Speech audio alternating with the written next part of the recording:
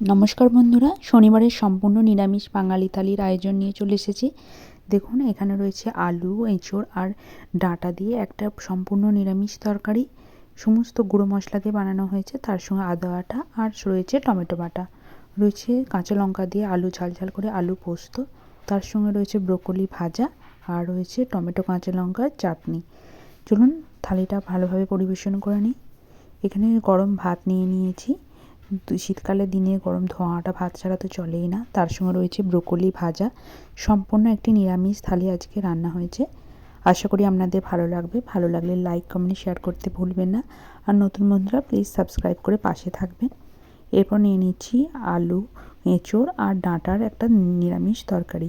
এটা সম্পূর্ণ একটা নিরামিষ তরকারি। রয়েছে সমস্ত গুঁড়ো মশলা, তার সঙ্গে রয়েছে আদা আর টমেটো বাটা। খুব টেস্টি হয়।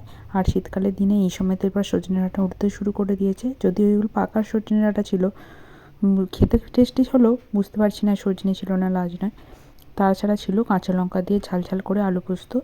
সবই একটু গ্রেভি গ্রেভি টাইপের হয়েছে, যাতে ভাতের সঙ্গে মেখে খেতে বেশ সুবিধা হয়। আর শেষ পাতে ছিল কাঁচা লঙ্কা আর টমেটোর একটা ঝাল ঝাল করে চাটনি। ধন্যবাদ বন্ধুরা।